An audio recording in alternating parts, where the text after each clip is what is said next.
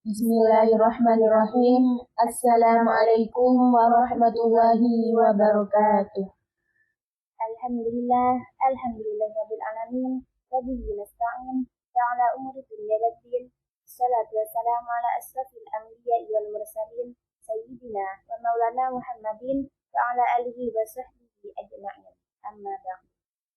Pertama-tama, marilah kita panjatkan puji dan puji syukur atas berkat limpahan rahmat, taufik serta hidayahnya, sehingga kita semua bisa berkumpul di tempat yang insya Allah penuh barokah ini. Kedua kalinya, sholawat beserta salam semoga tetap tercurah limpahkan kepada keharibaan agung Nabi besar Nabi Muhammad Sallallahu Alaihi Wasallam. Yang saya hormati dosen pengampu mata kuliah manajemen operasional, yakni Bapak Fahridin MM, dan tidak lupa pula teman-teman yang berbahagia.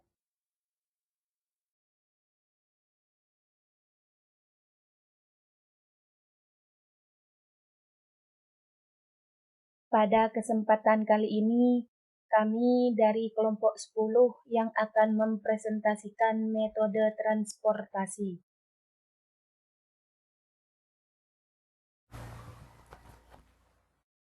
Baik, selanjutnya pengertian metode transportasi.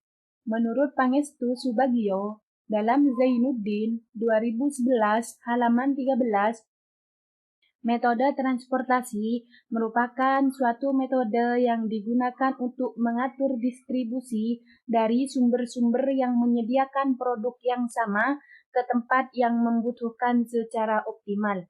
Alokasi produk ini harus diatur sedemikian rupa karena terdapat perbedaan biaya-biaya alokasi dari satu sumber ke tempat-tempat tujuan yang berbeda-beda, dan dari beberapa sumber ke suatu tempat tujuan juga yang berbeda-beda. Menurut Heiser, dalam Zainuddin 2011 halaman 14, metode transportasi adalah suatu prosedur berulang untuk memecahkan permasalahan minimasi biaya pengiriman produk dari beberapa sumber ke beberapa tujuan.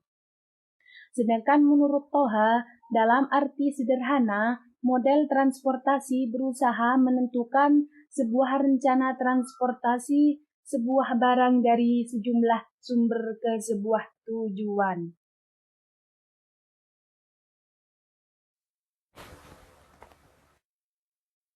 Selanjutnya, tujuan metode transportasi. Tujuan dari metode transportasi ini ialah suatu usaha untuk mengirimkan barang dari beberapa tempat yang dilaksanakan dengan efektif dan biaya yang murah ke tujuan-tujuan yang sudah ditentukan. Tujuan utama metode transportasi ialah untuk mencapai biaya pengiriman yang rendah sehingga mendapat laba yang besar. Ada lagi beberapa tujuan dari metode transportasi, yaitu 1. Aksesibilitas. Dengan adanya metode transportasi, orang yang mengirim dapat mencapai tujuannya dengan lebih mudah dan cepat, yang terbebas dari jarak geografis yang ditempuh.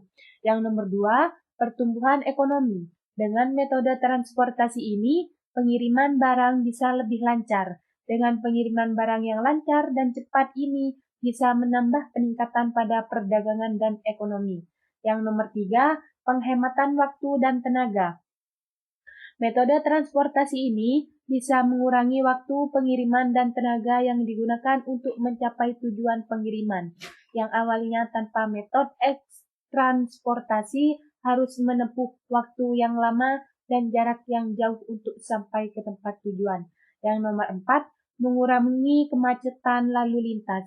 Dengan perencanaan transportasi ini bisa mengurangi kemacetan lalu lintas dan meningkatkan keefisiensi transportasi.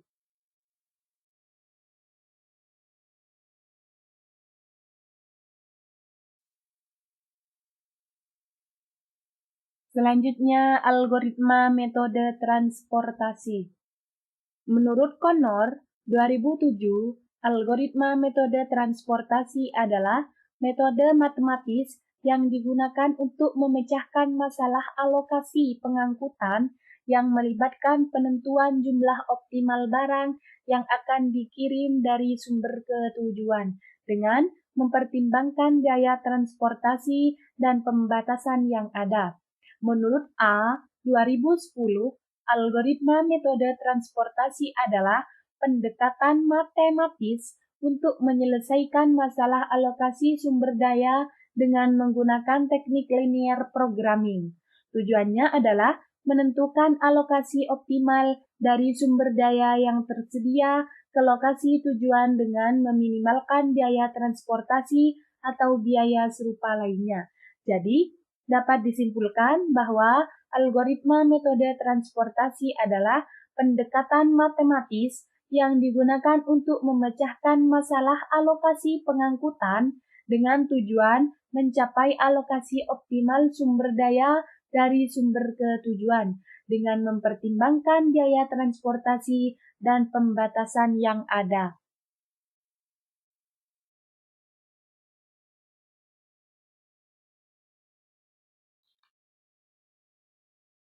Selanjutnya, langkah-langkah algoritma transportasi. 1. Membaca masukan. 2. Mencari jalur alternatif. 3. Hitung biaya total atau keuntungan total awal. 4. Periksa kriteria berhenti. Yang 5. Menghitung biaya atau keuntungan tambahan. Yang pertama, membaca masukan. A. Dengan membaca jumlah permintaan dan sumber daya yang tersedia. B. Dan baca biaya transportasi atau keuntungan dari setiap sumber daya ke setiap permintaan dan simpan dalam tabel alokasi atau matriks transportasi. Yang nomor 2, mencari jalur alternatif. A. Dengan identifikasi sel dengan biaya atau keuntungan tambahan tertinggi. Yang B. Lalu, cari jalur alternatif dengan memindahkan sumber daya dari sel yang sudah dialokasikan ke sel lain yang masih memiliki sumber daya yang tersedia. Yang nomor 3, hitung biaya total atau keuntungan total awal. Yang nomor 4, periksa kriteria berhenti. A. Periksa apakah semua permintaan atau sumber daya sudah terpenuhi. Jika iya, maka solusi saat ini dianggap optimal dan proses diberhentikan. Yang B. Jika belum terpenuhi, lanjutkan ke langkah berikutnya. Yang nomor 5, menghitung biaya atau keuntungan tambahan. A. Hitunglah biaya atau keuntungan tambahan dari setiap sel yang kosong atau belum dialokasikan.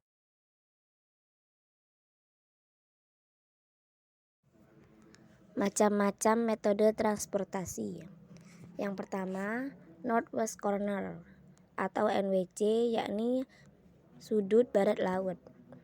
Metode NWC secara umum dikenal sebagai metode awal atau langkah awal dalam memecahkan masalah transportasi dan sering digunakan sebagai dasar untuk metode-metode lain yang lebih canggih yang digunakan untuk mengalokasikan jumlah yang digunakan dari beberapa sumber ke beberapa tujuan dengan biaya umum. Yang kedua, Vogel Approximation Method atau VAM. Metode VAM ini adalah teknik yang digunakan dalam masalah transportasi untuk memperbaiki solusi awal yang dihasilkan dari metode NWC dengan mempertimbangkan perbedaan biaya antara sel-sel dalam matriks alokasi. Kemudian yang ketiga, Modified Distribution atau MODI. Metode ini merupakan salah satu metode penyempurnaan yang digunakan setelah langkah awal dalam pemecahan masalah transportasi, seperti metode NWC atau metode VAM. Kemudian yang keempat, stepping stone atau batu loncatan. Metode ini merupakan salah yang digunakan setelah langkah awal, seperti metode NWC atau metode VAM.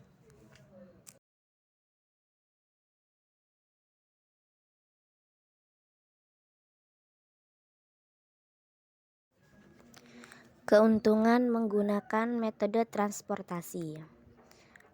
Yang pertama, optimasi biaya. Metode transportasi dirancang untuk mencari alokasi sumber daya yang menghasilkan biaya transportasi minimum.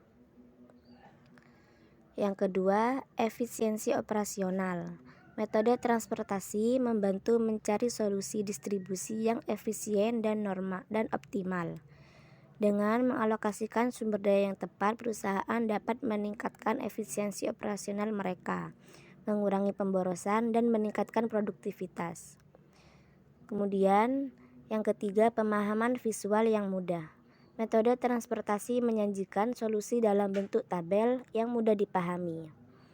Ini memungkinkan pengambilan keputusan yang lebih baik dan membantu manajer melihat distribusi sumber daya secara visual, sehingga memudahkan untuk mengidentifikasi masalah dan menemukan solusi terbaik.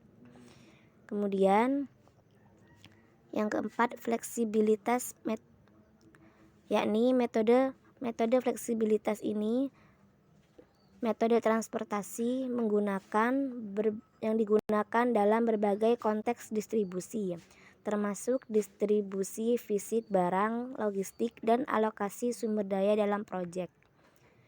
Kemudian yang kelima, penghematan waktu. Metode transportasi menggunakan algoritma matematis untuk mencari solusi secara efisien.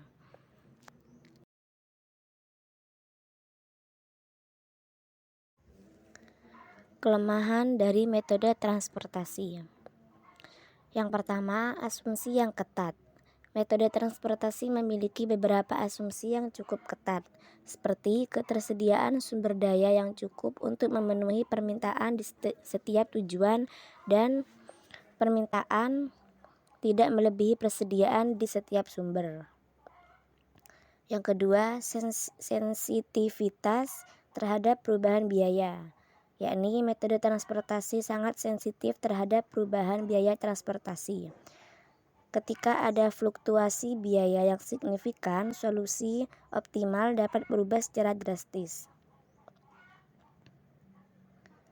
Kemudian yang ketiga, solusi tidak unik. Dalam beberapa situasi, masalah distribusi atau transportasi mungkin memiliki lebih dari satu solusi optimal yang memenuhi kriteria kelayakan. Kemudian yang keempat, kompleksitas masalah besar. Ketika masalah distribusi melibatkan banyak sumber daya dan tujuan, serta permintaan yang kompleks, perhitungan menggunakan metode transportasi bisa menjadi sangat kompleks dan memerlukan waktu yang cukup lama. Kemudian yang selanjutnya, tidak memperhitungkan faktor kualitas. Metode transportasi cenderung hanya mempertimbangkan faktor kuantitas, kuantif seperti biaya transportasi. Kemudian pengaruh ketidakpastian. Metode transportasi seringkali tidak mempertimbangkan ketidakpastian dalam permintaan, persediaan, atau biaya. Kemudian yang terakhir, terbatas pada distribusi fisik. Metode transportasi terutama digunakan untuk mengatasi masalah distribusi fisik, di mana barang atau sumber daya fisik harus didistribusikan dari satu tempat ke tempat yang lain.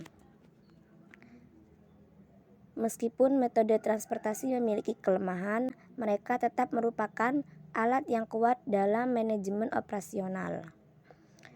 Penting bagi perusahaan untuk menyadari batasan dan menghubungkan analisis dengan faktor lain dan pendekatan lain yang sesuai untuk mencapai solusi yang komprehensif dan optimal dalam manajemen distribusi dan transportasi mereka. Kesimpulannya, yakni metode transportasi yaitu suatu metode yang digunakan untuk mengatur distribusi dari sumber-sumber yang menyediakan produk yang sama ke tempat yang membutuhkan secara optimal dengan biaya yang termurah. Tujuan dari metode transportasi ialah untuk mengirim atau mendistribusikan barang agar penawaran barang dari perusahaan dilakukan dengan efektif dari biaya.